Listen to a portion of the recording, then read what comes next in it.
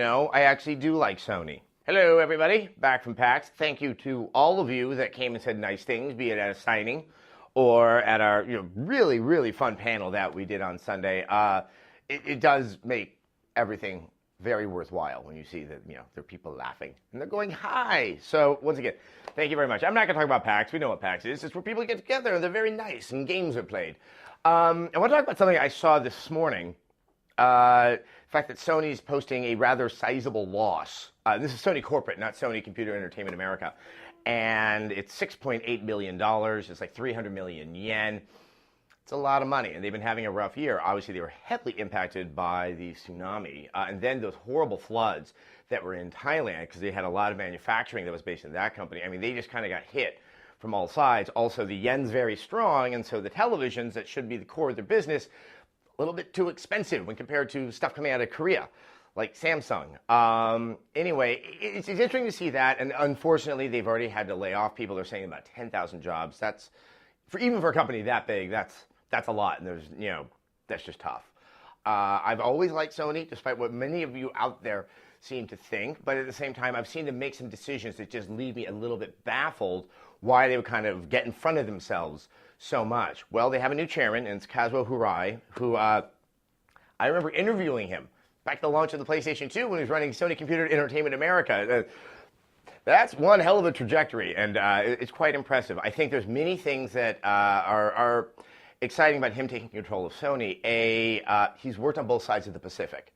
And one of the biggest problems that we've seen coming from Sony is that there's an entrenched mentality in the Japanese base, and another one that's in America, or the sort of the America-European base. And sometimes it's at loggerheads. And that's why sometimes, well, not sometimes, we got it with the PlayStation 2 and PlayStation 3. You had these systems that had a great deal of potential, but also weren't very friendly. The PS2 should be seen as one of the greatest compromises in technology. The PS3, it's just almost too much. The cell processor was, it was an impressive, very impressive chip, but it wasn't very easy for developers to figure out how to use it, how to maximize it. We have some beautiful games for the PlayStation 3, but most of them come from Sony, and there were always those problems about trying to have a game that could play both on the 360 and on the PS3, and it led to what felt like more of a paucity of games for a Sony system than we have seen in the past, as well as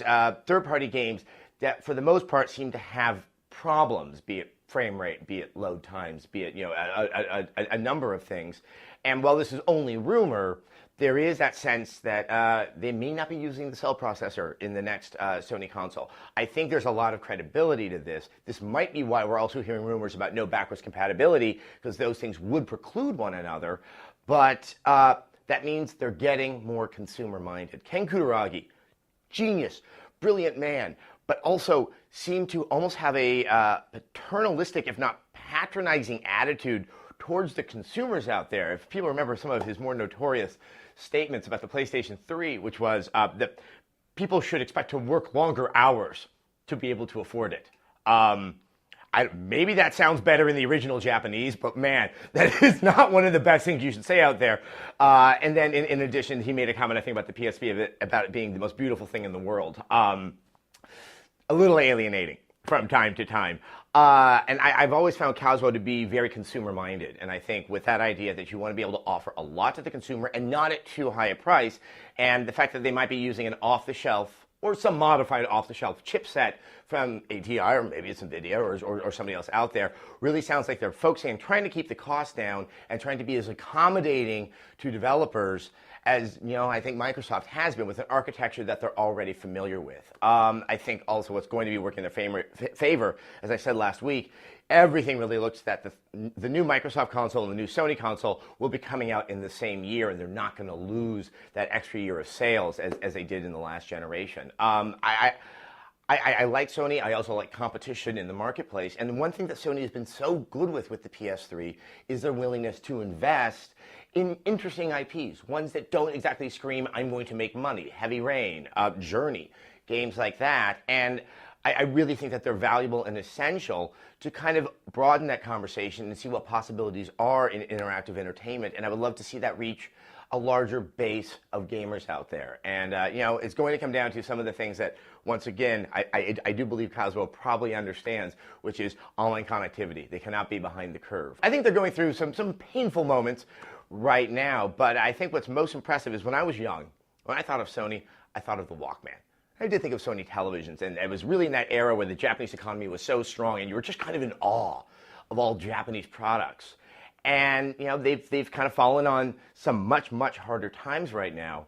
And when they first announced the original PlayStation, there was no E3. It was at CES, and there was so much skepticism that who was Sony to know how to move into this market that only Sega and Nintendo has been in? And then they went and dominated it. And now I'm reading the paper this morning, and there's a bunch of analysts saying Sony needs to dump that television business and all that electronic stuff. They should focus on their entertainment, games and movies. Wow, the times have changed.